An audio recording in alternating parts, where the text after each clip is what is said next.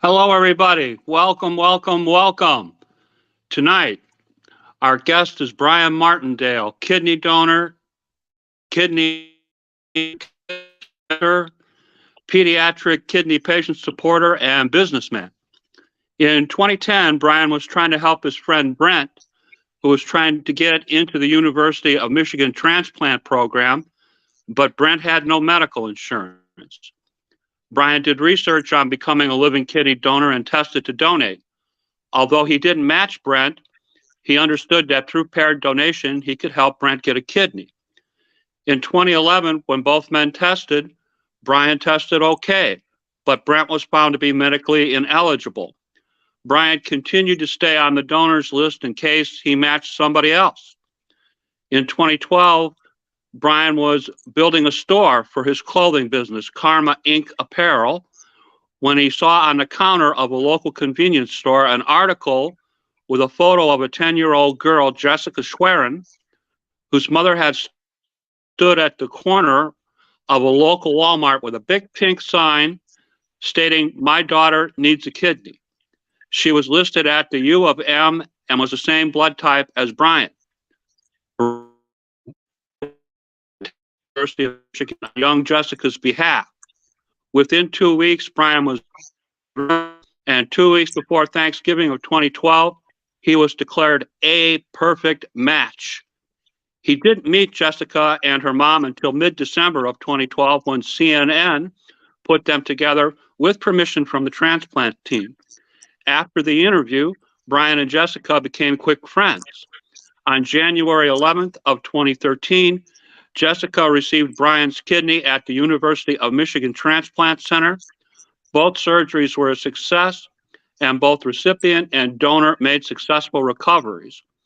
Brian reports that he was able to return to work without any permanent complications or changes in his life.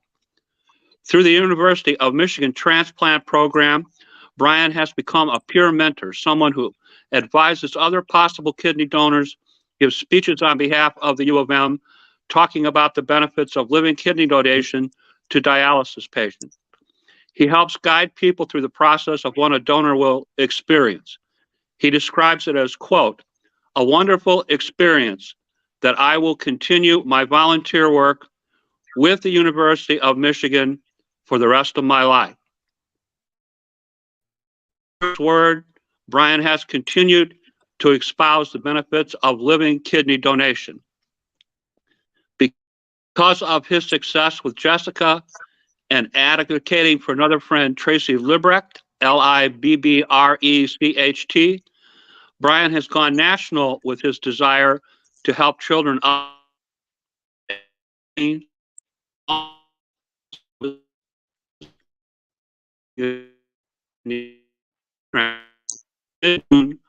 called Kidneys for Kids is a nationally sponsored event and will cover at least 28 states. Through his foundation, grants will be issued to cover costs not covered by insurance, like housing and travel, and he will educate the public on how an adult can become a donor to a child as young as 2. Please give a warm welcome to Brian Martindale. And oh, by the way, all of the stuff I talked about, the trip, Brian's business, Brian's kidney donation, all of those things are in the comments. You can find links to all of those things if you're interested in pursuing that. So let's give a warm welcome to our friend Brian Martindale. Brian, how are you doing tonight? I'm doing great, Uncle Jim. How are you, sir? It's great to talk to you again. I'm good. I'm good. Glad to be here. I'm glad to be here Tell with us a you. little bit. Okay, I'm sorry. Tell us a little bit about your background, where you grew up, your educational experience, and your employment history. Sure. I grew up here where I'm now in Bay City, Michigan. Born in 1961. I'm 60 years old now. I spent most of my life here, except for a short period in the early 2000s in Las Vegas, Nevada. But other than that, this has been my town. And I went to high school here at our Central High School. I spent a year here at Great Lakes Junior College, and then finished another equivalent year while I was serving with the United States Army Corps of Engineers in a civilian position in civil engineering. From there, into the 1990s, I became an entrepreneur for the first time with an A&W franchise, and then a second candy and gift franchise in the mid 1990s. And after that, I went into contracting in the late 1990s through early to mid 2000s. And then around 2009 is when I came up with the concept along with my son for my clothing brand that you mentioned. And after that, I had went back into the construction field in union construction, and have continued until recently in that capacity while running my clothing brand. Log in and log back out again.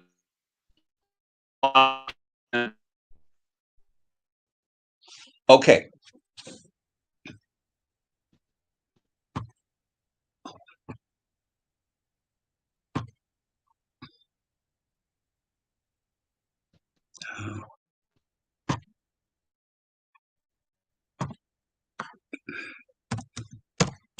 Hello.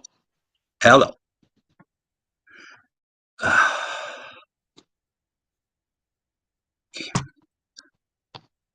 All right, here we are. Okay, are we better there, Jim?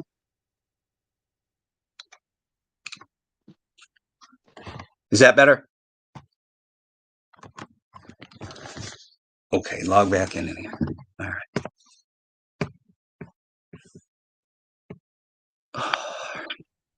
Brian, are you there? Yes, I'm right here, Jim. Okay. Okay, we'll just go like this. I'm sorry. It's all right. You're kind of off center. Up. Oh, no, I just. Oh, I thought I went back to my other camera. Not Reset seeing you. I can everything. hear you, but I'm not seeing you. Okay, there we go. Okay, there we're at. Then I'm on my camera. You were here, talking so we don't have to about worry your employment history. Okay. Yes, sir. Yeah, employment history. I left off, I think, in the 1990s when I became an entrepreneur. I had a A&W Right. franchise. I went into in about 1991 after leaving the Army Corps of Engineers, and that was successful. And I continued on to a second franchise business of candy and gifts franchise. Followed that through for a few years. Until the late 1990s, and then I became a contractor, having experience from the civil engineering field, working in several different positions, and then I settled into painting and decorative artistic type of commercial painting. Worked at that for about a dozen years before about 2009 is when we came up with the first concepts for my clothing brand, Carmine Apparel, and got that off the ground. Spent about a year and a half on that, and that was just before the kidney donation, as far as getting that going. And then after the kidney donation, I ended up going back into construction in a union capacity, which I served in until this around mid-COVID. Shoulders, after many years of construction, forced me to take a break, and my union benefits have allowed me to make this transition from construction to the start of this foundation that we're working on, and the ability to take this trip that I'm taking this summer, on behalf and benefit children who need kidney transplants. Okay. Let's talk about your kidney donor experience. Let's go back to 2010 and your friend Brent. He was trying to get a transplant at the UAM, but he had no insurance. What steps did you take to try and help him? Well, we met it was a chance meeting through a friend in music who introduced us after a concert one night. And the goal was when he introduced me, my friend in music had wore my clothing, and he asked Brent, after you introduced him to me, Brent doesn't have insurance, means of transportation to get to treatment now. And we want to help him in any way. He's working, to get on the kidney list at that time, and needs all the help he can get. Could we get together with your clothing brand and put together maybe some kind of shirt with our joint design and sell it for Brent's benefit? So that was the start of my journey to becoming a kidney donor. Actually, meeting Brent set off everything. That chance meeting that night, and then after getting to know him for a period of about 6 months, he was the first person in life, believe it or not, I knew personally that it was going through, what you go through, needing a kidney. He'd already been actively on dialysis at that point, between 2 and 3 years, just when we met. And he'd gone through several complications, a lot of health issues, a lot of hospitalizations, seeing, the extra bicep, and you know what I mean by that, the fistula, for his dialysis, and him having to have that moved, and all the things he went through. And he never had a day when he didn't have a smile on his face, no matter what he was going through. He was just the kindest, happiest person, always upbeat. He'd bring up my spirits, no matter how he felt. And after getting to know him, and I started to look into things online, kidney donation. What does it take to be a kidney donor? I don't match his blood. I know that. Oh, well, there's a paired donation program. And then I started to study about paired donation. And without telling him, I already had a connection with the University of Michigan, from my favorite aunt in childhood who managed part of the university. I had spent much of my childhood on vacations, periods of off of school with this aunt, and I had been very attached to the University of Michigan and everything about it since I was a kid. And um, the program that he was going to be able to get in, by the time I knew him, for about 6 months, was at U of M, and I contacted him without him knowing and asked if I could test to be his paired donor. And then that started the chain of going through, the testing procedures you go through to become a donor, and found out I was, yeah, eligible to donate to somebody that I would match, and in exchange, Brent would, get a kidney. That was the plan, as an any paired donation. But then he ran into a roadblock with medication, which set off a chain of events, which unfortunately disqualified him from receiving a kidney for a period of time. So, Okay. Talk to us a little bit about what happened on that day in 2012 when you were first exposed to the Jessica Sherwood newspaper article. well, I had just finished an experiment, as such. A businessman who was a good friend of mine and I decided it would be a good time, and we were at a point where it was a good idea to try to have my clothing business have a retail location instead of just being an online entity. So I just finished building out a store space in our downtown myself, and at the end of my last work day, um, my habit or vice is chewing gum, and I had run out of chewing gum. And there was a party store 3 blocks away, right in downtown, that I could walk to, that I was going to, for a water or anything I needed. So went to get that pack of chewing gum, and right there on the counter, there's this picture right on the front of our Bay City Times of this pink sign that this mother had held up for her little girl, that said, "Please help. My daughter needs a kidney. I cannot lose her." And seeing that, and then seeing their pictures, made me pick up, and the headline just made me pick it up. And I walked back to the store with it before I actually read the paper. And I sat there at the counter. My store was still unopened. I was just alone, and read the whole story. And it had her phone number in there, Jessica's mother's phone number listed for anybody that would want to contact and ask questions about becoming a donor. So I actually thought about it, overnight. First of all, read it again, and then I called the number and on a phone with without any ID, so I was anonymous, and just asked the basic questions from what I had learned in trying to help Brent. Um, you know, I her blood type, and I was her blood type A positive, and she was already registered at the University of Michigan, where I had previously already tested for Brent. So that was an advantage because I knew, they already had results of me once. So I just said, okay, well, I'll be in contact. Thank you very much, and left it at that with her mother.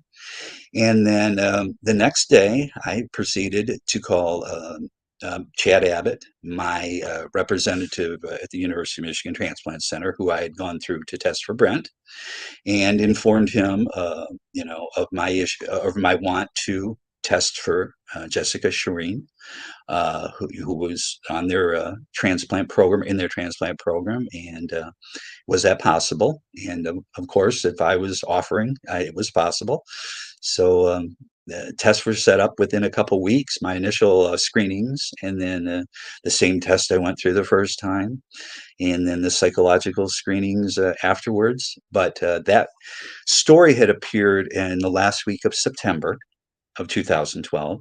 And so by the first week of November, I knew I was cleared to become her donor. And then they had to get a final clearance on Jessica, and all the everything dotted and crossed and everything they do for a transplant. And then the day before Thanksgiving, as it turned out, is the day that Jessica and her mother got the call that they had an anonymous donor waiting to give a kidney. So that's how it started. Actually, perfect match 2 weeks before Thanksgiving. Two Pretty weeks before cool. Thanksgiving, had a perfect match. They said we matched like we were family members. Tell us about that first meeting with Jessica mid-December of 2012 with CNN. What went on with that? Well, a friend of mine through Facebook, she had previously been a reporter for CNN. And so she had made contacts separately to myself, to Jessica and her mother, to the transplant team to make sure it was okay. And her idea, first of all, she wanted to put together something separate, but then turn it into like a mini documentary on kidney donation. So that was the premise that we were given of that. And so she interviewed Jessica and her mother, and then but before that interview, she contacted me, and it said that they had spoken and they were open to meeting.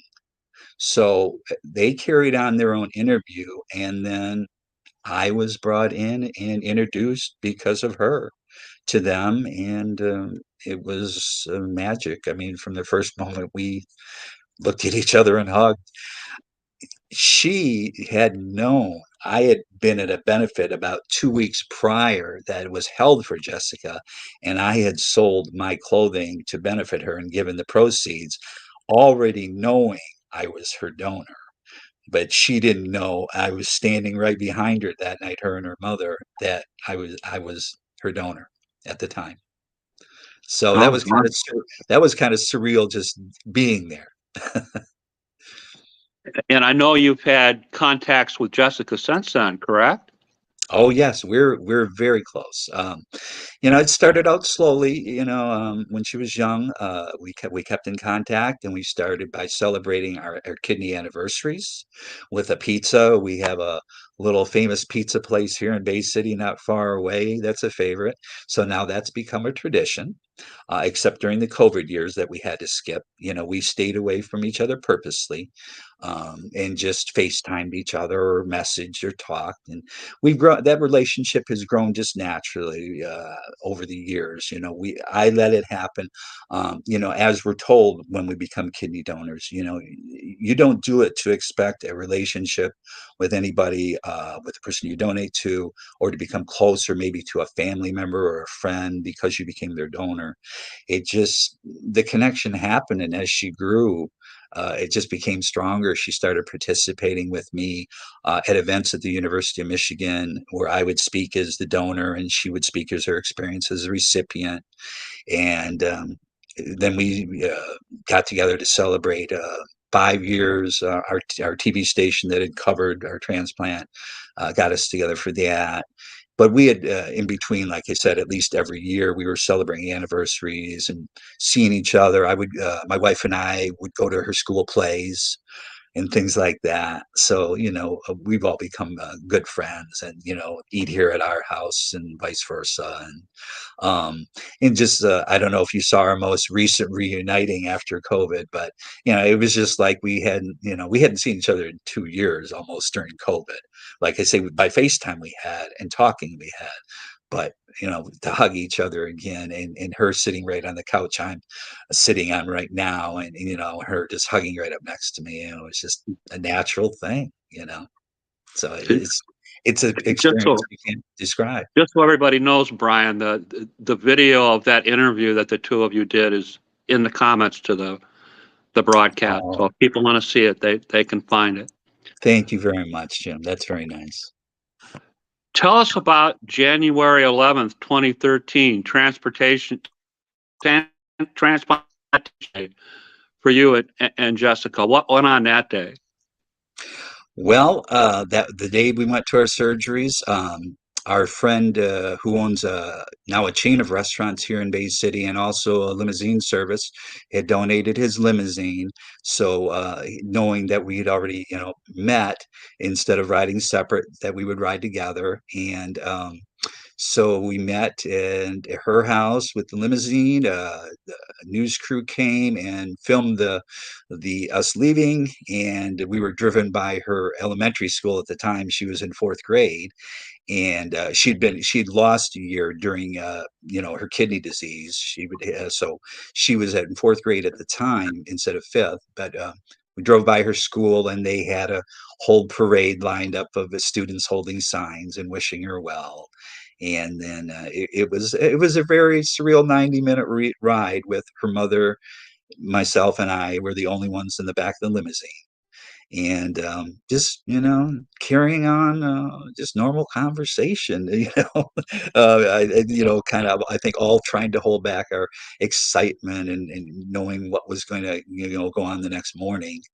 um but I had no reservations or anything like that. It was just a pure joyous ride. And then they spent the night in the university's hospital hotel, and I spent the night next door because of overcrowding at a Holiday Inn. And yeah, and didn't get much sleep that night, but 5 o'clock in the morning, went in for our prep, and by 7 I was in surgery. And after that, I remember waking up about between 4 and 5 o'clock that afternoon was the next thing I remember.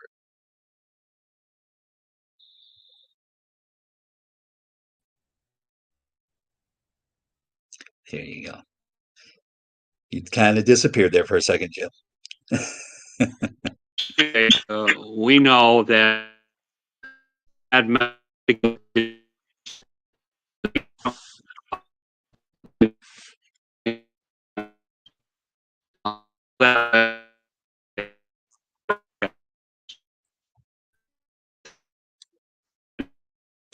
sorry.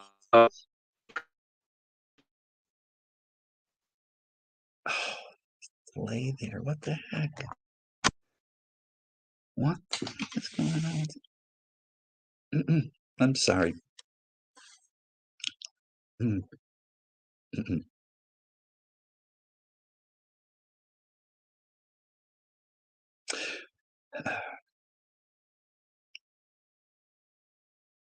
Well, Jim, we'll be right back with you folks. I'm sorry for any delay tonight.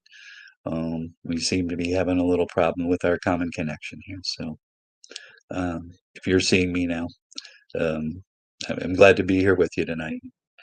Uh, I'll carry on until I hear Jim come back. And uh, here we are. Thank you for being patient.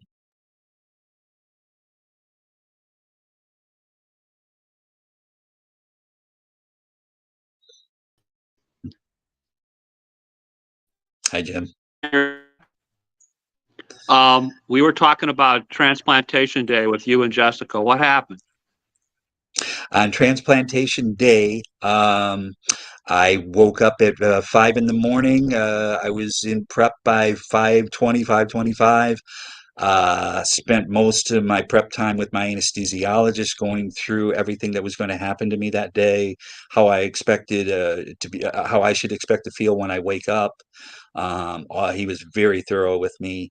I was wheeled in about maybe 7:30, and my surgery lasted a little over 4 hours. And the first feeling I had or awareness was about 4:30 to 5 o'clock that afternoon, back in or in a hospital room, with the you know hooked up to quite a few things and pressure cuffs on the legs. But they from the minute of waking up, I don't remember any severe pain. They had controlled my pain very well. I mean, of course, you experience discomfort and you experience some level of pain, but I was very fortunate. Um, I actually asked to be taken off the drip they had in my IV. When I was awake, maybe only like 4 hours, it was actually getting too much for me. And then I was just put on a pain pill medication after that, which they told me was pretty light, pain med. And so things went pretty smooth. I don't think I slept much the first night. I remember a nurse sitting up and just, kind of talking to me and, making sure I was comfortable and stuff. But by next morning, I was able to sit up and eat breakfast. And they had me walking by that after that was Saturday. So by early Saturday afternoon, I was actually feet out of bed and feet on the floor. And walking into Saturday night, I know because I carrying my phone in the hallway. Our TV station here called me and interviewed me by phone at 11:30 that evening while I was walking the halls. I was about that time making my first complete laps. So yeah, things went pretty decent. I did stay an extra day. They said I could have been discharged later Sunday, but I asked to stay since I was 100 miles away from home over until Monday morning and just have everything just double checked that worked out better for our transportation arrangement all around and everything. So, but yes, I could have actually gone home on Sunday evening instead of Monday morning. And from there, the same limousine came and picked me up with my wife, and I had a wonderful ride home with my wife. How did Jessica do with her surgery? She did very well. She ended up staying until that Friday she was discharged, and she came, in fact, on the way home in the same limousine and visited me on her way home at my store. And we sat for a short interview, in fact, and took some pictures together and compared our scars on our hands and the things, we had gone through and little pics and stuff, we talked about, but yeah.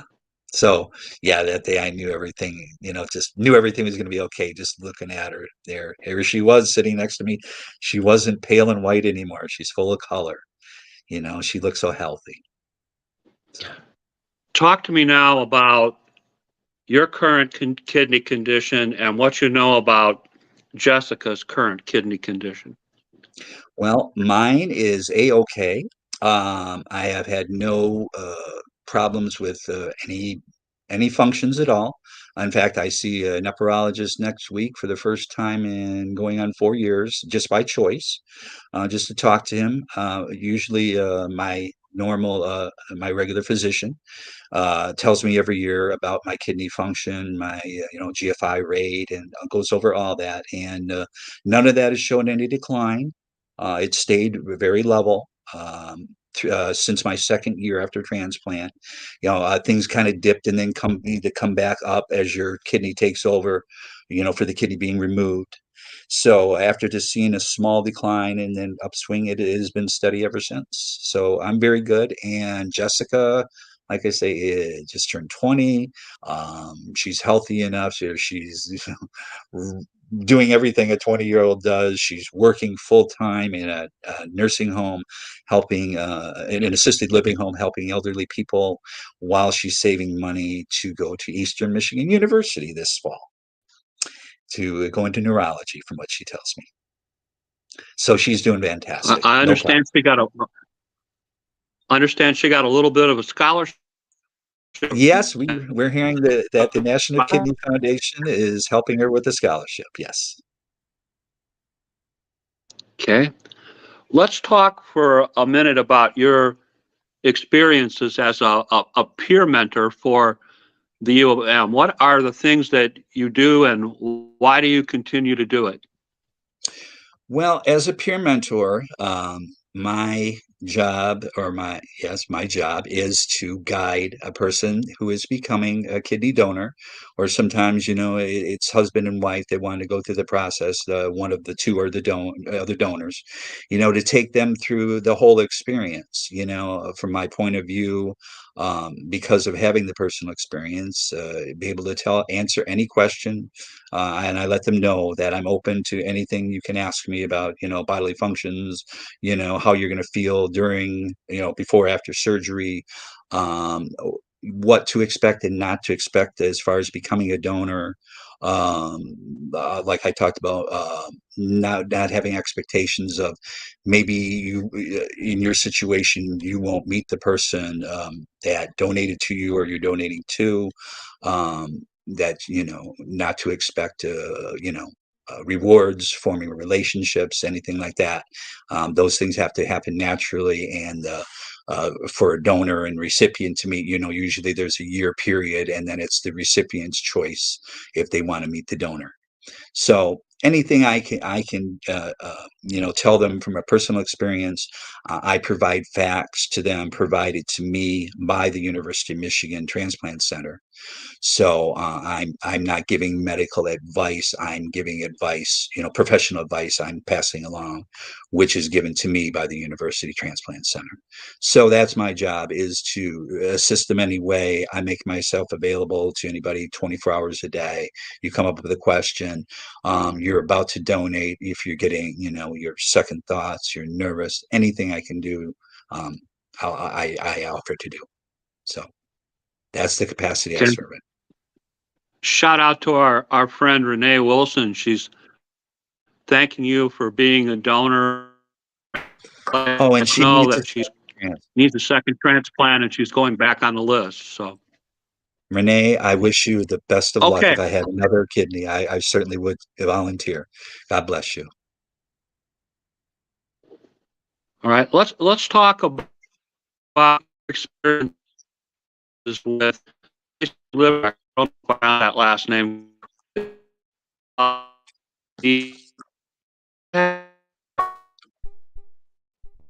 sorry, Jim. Some spotty audio again. I just missed the last name, sir. Tracy. Oh, Tracy Lebrecht. Yes, Tracy Lebrecht. About our story as far as the advocation. Yeah, what I'm happened not. there? Okay, I'm sorry. The audio spot. I don't know what happened, but we were introduced through a common friend that I've known since high school, who is Tracy's aunt. And met Tracy personally. She had lupus originally, which caused her first kidney failure. And she had a kidney transplant and had that kidney for 6 years, and now has been in kidney failure for the better part of this year, to where now she just, before that interview was done a few weeks ago, had just restarted dialysis. So this is her second go around. And um, I was able by contacting TV5. They've been very great advocates ever since the stories on Jessica and I, and reaching out to M Live here in Michigan, who also been great assists as far as getting stories done and other people in need. Both of them responded, and Tracy got such a wonderful response. She had at one time that she knew of 30 people that were registered to test for her.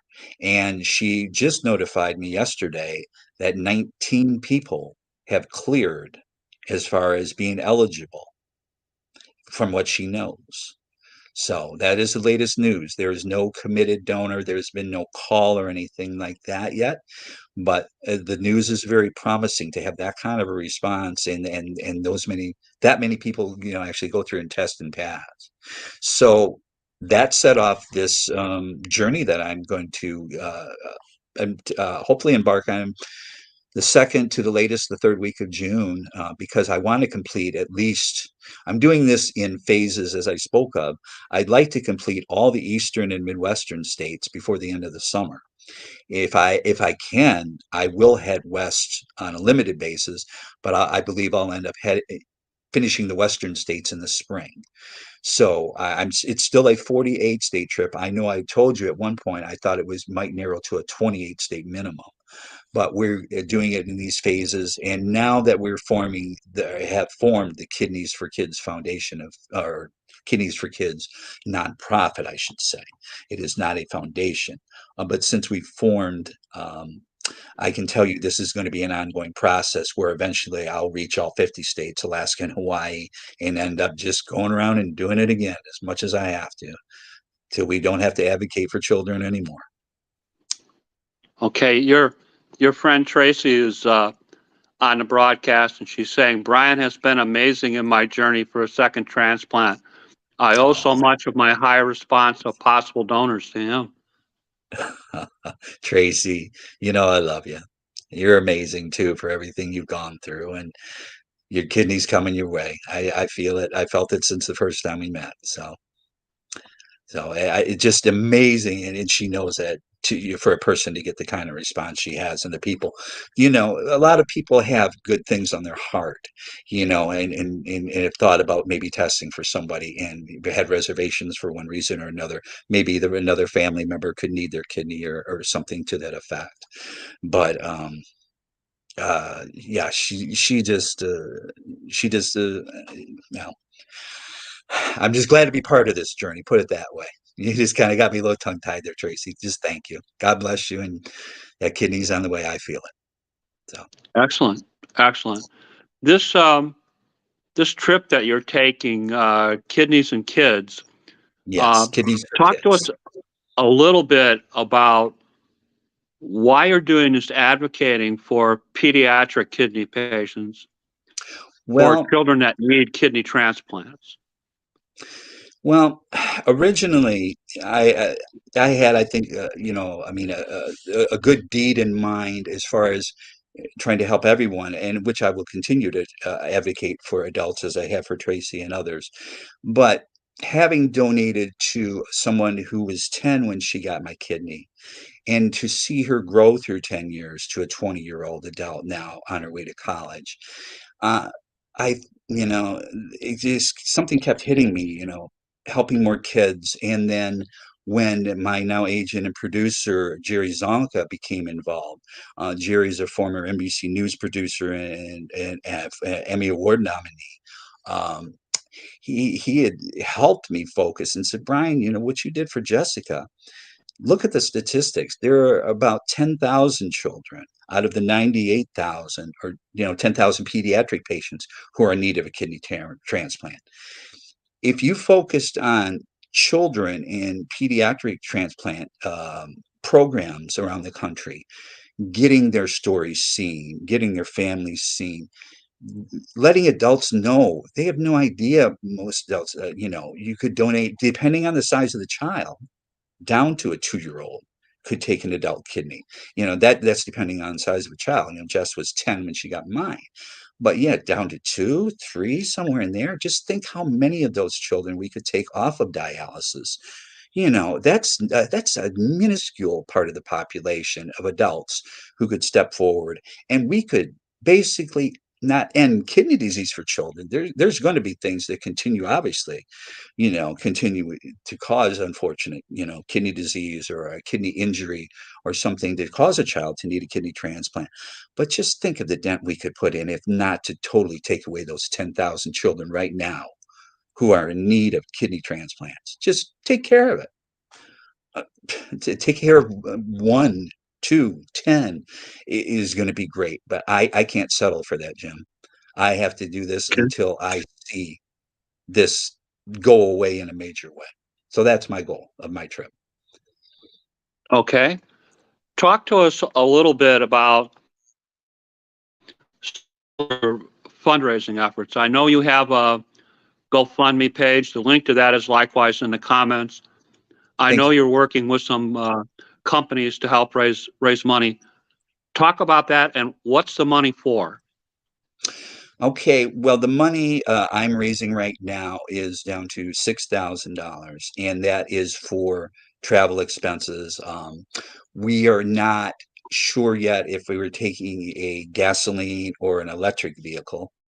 We're trying to lock in hotel sponsorship, food sponsorship, along with a vehicle sponsorship. But until we do that, raising $6,000 and using my own personal vehicle and allowing companies to, if I have to display signage, in exchange for sponsorship, as well as taking obviously GoFundMe donations from people, that will allow me to complete leg one. If I get no other sponsorship, if I have no commercial sponsors, I can go from the city to city with the arrangements Jerry Zonk is doing for me for the TV stations. And, I have to pay for then my lodging, my food, and, the expense of gas right now if we have to follow that route. Our hopes after our press release goes out nationally this coming Tuesday is to take a Chevrolet or a Tesla electric vehicle is what we're looking to work with either one of those companies. We're looking to McDonald's and Subway for food sponsorship.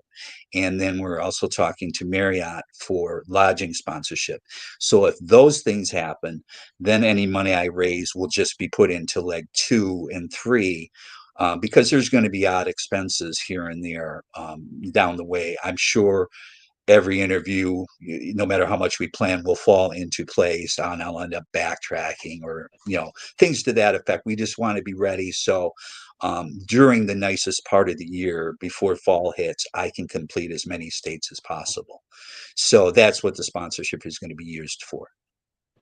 Okay. I also understand that you want to raise some money above and beyond your expenses, that you would like to be able to issue grants to cover housing and travel costs for pediatric kidney transplant patients. Can you talk to us about that, particularly where they're not covered by insurance? Yes. The Kidneys for Kids nonprofit that we have started now our goal and our mission is to serve families of children, especially who need assistance with travel for maybe dialysis, travel for examinations, travel for transplant, lodging for the same, transplants, checkups, um, medical expenses not covered by insurance. Maybe a prescription drug not covered by insurance. Maybe because of all the cost of their child's transplantation needs, the parents are running into trouble with housing or food costs, especially because we want every child, who needs a kidney with the restrictions before, and then the healthy food you need, always before and especially after. We want to be able to know that every child's need is taken care of. So that's what the kind of grants we will be issuing. We are in the process of obtaining the official 501(c) as we speak. Once that is in place, we have a board of directors assembled now, which we will be adding to some prominent names in medicine, I can say, as well as a couple well-known names we'll be adding to our board of directors to give us, status as far as medical knowledge, as well as being seen and getting our mission, getting the children's stories seen. That is the main focus of Kidneys for Kids. So that will happen as the nonprofit becomes official and as we evolve the website, and then we will go about obtaining grants and taking donations to Kidneys for Kids. And then from that point, it will be distributed on a basis of families' needs that apply to grants to us. Okay. Talk to us a little bit about your goal to educate the public on how an adult can donate to a child through these trips that you plan on taking with Kidneys for Kids. Can you talk to us about the education aspect of this? Well, the education aspect, I'll be using, again, facts supplied to me by the University of Michigan Transplant Center as well as the National Kidney Foundation. Like I say, I'll be making people aware, sharing my story, how I was able to become connected literally to a 10-year-old, and how my adult kidney fit in there, and how they could help a child as young as possibly 2 or 3 years old, that they have a spare kidney. Like most people don't realize, if you're born with two healthy kidneys, one is essentially your backup kidney, and you can share that like I did with somebody. And I'll be there to show them I'm a living example at 60 years old, going on 10 years in after donating. I still run around like I did when I was in construction, but I don't do the heavy work anymore. Still feel like I did when I was 35, 40. No lack of energy, no change in lifestyle. It's important for people to realize everything that they're providing a child by donating, the life they're saving, um, what it will do for them. I mean, every time I said that in the last interview with Jess, every time I see Jess, every time I talk to her on the phone, I feel sometimes like I'm getting more of a gift than I gave her. And I'm being serious about that, Jim. The elation you feel just seeing, wow, she's over here working now. She's about to head out to college. All these things she thought she'd never do, and it just, get a chill down my spine. And I try to pass that joy and that feeling along to everybody I counsel, but let alone now with my opportunity to go out and talk to, adults about helping children. Children come first. Children are our future. When we say that in a lot of things, it's used in a lot of slogans, but it is the absolute truth. If we can help the children that need kidneys now to the future, along with the healthy children that are there. I mean, they're what's next in our government, in our healthcare systems, everywhere. Kids come first. So that's really becoming a slogan, actually, of our new nonprofit. And I always will be here, like I say, to help adults and advocate for adults too. But children come first. Okay. You have mentioned to me that one of the legs of your trip will be to go to Washington, D.C. Yes, sir. And you've also mentioned to me that you have an interest in the Living Donor Protection Act. Can you speak to those things for a minute, please? Well, I've seen, very honestly, Jim, you've been a great example for all the work you've done on the Living Organ Donor Protection Act. And it hurts me to see it sitting idle again. I know, if I'm correct, Susan Collins, is she reintroduced it now as a new bill? Okay, because I know Jerry Nadler had introduced it when you were in Washington, correct? Or was the Correct. original introducer of the bill? Yes. But I He was can't, one I of the can't, original co-sponsors. Yeah. yes. I can't let, I can't let it, sit idle. So, I'll be talking to you more about this personally. So, that if I'm going to go to Washington, what can I do that can make the most impact to protect donors? So as I'm going on my trip, I can tell people, vote for this act, because if you will consider, in this case, saving a child, becoming a living kidney donor, We want you protected. We don't want your insurance to go up. We don't want you denied for life insurance, disability insurance, long-term care insurance, health insurance premiums, all those things that this bill should protect you from, to make it easier and it's supposed to, and you know, make it easier and entice more people to donate. That's the object, obviously, of the bill. And I can't, as you can, we can't sit idle and let it not go through. It should have been through a long time ago. There's no excuse for it not passing the House and the Senate immediately, for adults and children, to receive from us. I want everybody to have that. I've never had anything happen to me. My union benefits, I've had all these years. I've never had any kind of denials, any problems, but I do know people that have. I've heard stories, people that have become donors and then run into a roadblock with life insurance or health insurance or disability. And that is just not right. And so whatever I'm able to do, and like I say, you and I will be talking more about that. That's what I want to do when I go to the Washington, D.C. area for children. I want to spend any time I can with senators, Congress people, Republicans, Democrats. I don't care. I will talk to anybody I have to help get this through on everybody's behalf. The other thing I want to point out, or just is that the Living Donor Protection Act also wishes to pick up the Department of Labor standards with the federal Right. employees, meaning that your employer cannot discharge you, mess around with your position, take away your benefits, and that you're given 12 weeks of unpaid leave if you need it without penalty under the Living Donor Protection Act. So just so you know, it also covers a little bit with employers too. Yeah, and I was amiss to skip that too. You're absolutely correct. That is huge, huge there. I know I tend to concentrate on the insurance aspects, but I know you are really into this bill, and we do need to get it passed for everybody that could become a living donor. Absolutely. So I recommend to all our friends out there that you contact your members of Congress. If you Yes. go to the National Kidney Foundation's website, they have it all set up. All you have to do is click a few buttons and fill out a couple of lines of information, and you can write directly to your members of Congress and tell them, to please pass the Living Donor Protection Act.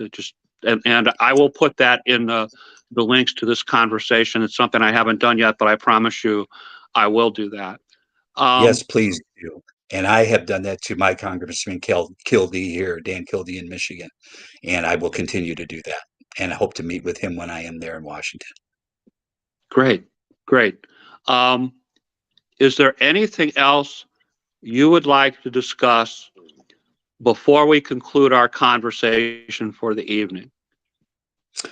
I just want to, tell everybody watching, you can live, actually, like Jerry points out to me, you can live two lives at once. I mean, part of me tonight is working in a nursing home. Very seriously, it sounds surreal, but unless you've done something, you've given part of a liver, or you've given your kidney, or given bone marrow to somebody.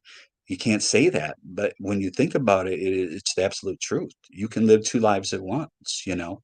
Whether you end up knowing the person that got it, just knowing that you gave that person life. But to have a situation like I have, I couldn't be more blessed. So I just want everybody to know, you will not experience anything this magnificent. I don't want to put the birth of my son, or my marriage, of course, in any way apart from that, but donating an organ is such a different thing there. It's an experience you cannot have any other way. I will continue to encourage everybody, if you are healthy, if you have two kidneys, especially, you have one that's a spare, please consider donating it during your lifetime and saving somebody's life. Brian, really, really great interview. Sorry for technical difficulties tonight, folks, okay. but I'm just Brian's glad to be got with you. a good cause, and I'm glad that he got the opportunity to tell his story. And I'm looking forward to seeing the press release on Tuesday. I'll also put that in the comments as well. Thank you. Available. So thank you very much, Brian, for taking time with us and telling your Thank story. you. And I wish you every success on your. I hope you raise a lot of money and you help a lot of kidney transplants. You're okay to sign off now, Brian. Thank you. All right. We'll talk soon, Jim.